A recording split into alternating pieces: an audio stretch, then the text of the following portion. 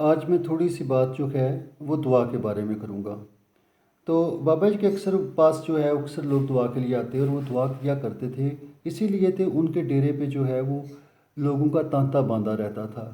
کئی طرح کے لوگ آتے، کئی طرح کی مشکلات لے کے آتے، اور وہ لوگ جو ہے وہ اللہ کے فضل و کرم سے ان کو نجات ملتی۔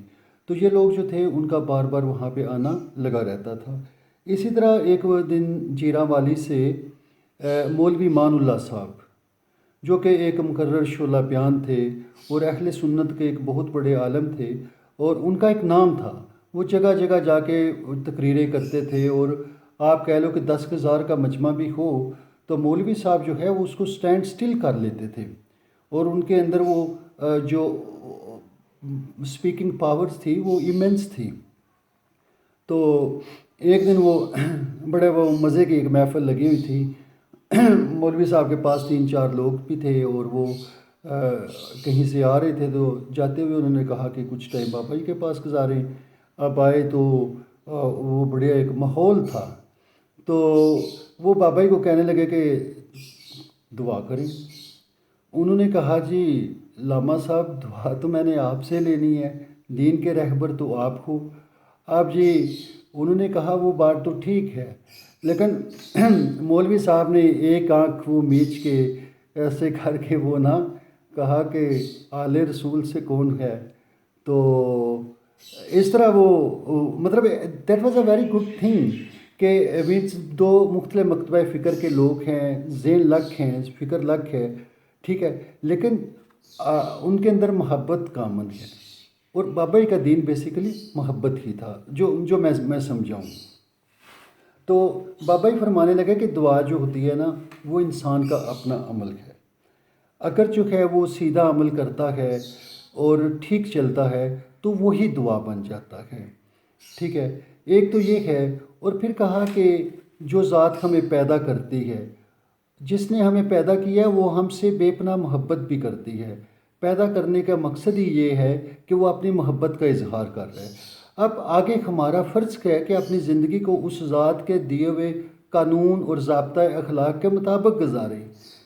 جب ہم کچھ غلط کام کرتے ہیں، بد عملی کرتے ہیں، ظلم، جبر اور اس طرح کی برائیاں کرتے ہیں، تو پھر وہی ہماری بد عملی ہماری سزا بن جاتی ہے۔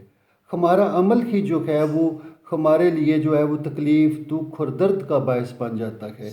تو اگر ہم دعا کرنا چاہتے ہیں تو ہمیں دعا کے مطابق عمل کرنا چاہیے۔ پھر کہا کہ دعا کے لیے ہمیں خانہ بنانا چاہیے، کہ خانہ سے مراد جو میں سمجھا ہوں وہ یہ ہے کہ ہمیں ایک اپنے اندر ایک ایبیلٹی پیدا کرنی چاہیے کہ مالک جو ہے ہمارے اوپر اپنی رحمتیں اور شفقتیں نازل کر سکے۔ اگر میں غلط کام کر رہا ہوں تو پھر خالق سے میں کیسے وہ جو ہے وہ رحمت طلب کروں؟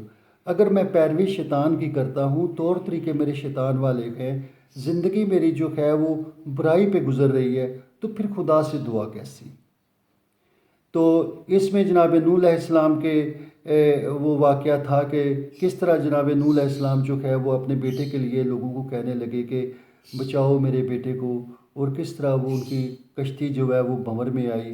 تو وہ بابا جی پورا واقعہ جو ہے اس کو بیان کیا کرتے تھے، اور بڑا ان ڈیپتھ اس کی وہ بیان کرتے تھے۔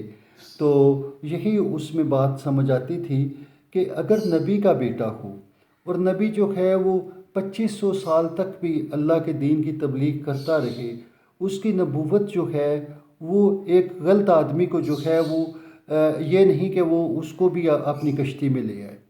اگر کسی نے غلط عمل کیے ہیں تو اس کی سزا جو ہے اس کو پانی ہوگی۔